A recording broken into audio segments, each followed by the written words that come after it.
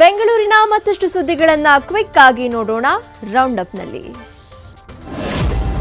Victoria ಆಸ್ಪತ್ರೆಗೆ ಲೋಕಾಯುಕ್ತ ನ್ಯಾಯಾಧೀಶರಾದ BS Patil ದಿಢೀರ್ ಭೇಟಿ ನೀಡಿ ಪರಿಶೀಲಿಸಿದ್ದಾರೆ.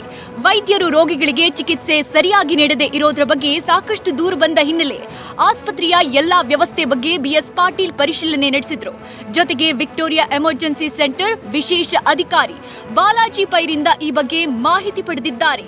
ಇನ್ನು ಇದೇ ವೇಳೆ ಆಸ್ಪತ್ರೆಯ ಒಳಗೆ ಬಹಳ ಹೊತ್ತಿಂದ ರೋಗಿಗಳು ಕೂತಿದ್ದನ್ನ ಗಮನಿಸಿದ ಅವರು ಸಿಬ್ಬಂದಿಯನ್ನ ತರಾಟೆಗೆ ತೆಗೆದುಕೊಂಡಿದ್ದಾರೆ. ಯಾಕೆ ಟ್ರೀಟ್ಮೆಂಟ್ ನೀಡಿಲ್ಲ, ಏನ್ ಮಾಡ್ತಾ ಇದ್ದೀರಾ ಅಂತ ಕ್ಲಾಸ್ ತೆಗೆದುಕೊಂಡಿದ್ದಾರೆ. ಅವರು ಓಪನ್ ಆಗಿ ಈ ಥರ ಬಿದ್ದುಕೊಂಡು ನರಳ್ತಾ ಇದ್ದದ್ದನ್ನು ನೋಡಿ ನಮಗೆ ರಿಪೋರ್ಟ್ ಮಾಡಿದರು.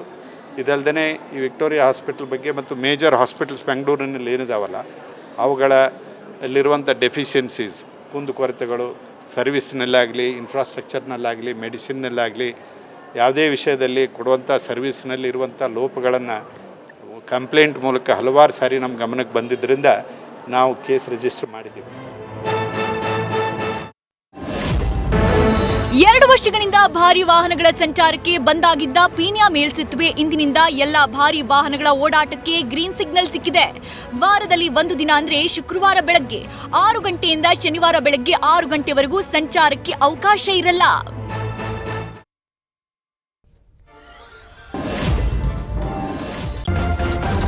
ನ್ಯೂಸ್ ಫಸ್ಟ್ ನಿರ್ಭೀತಿಯಿಂದ ನಿಮ್ಮ ಪರವಾಗಿ.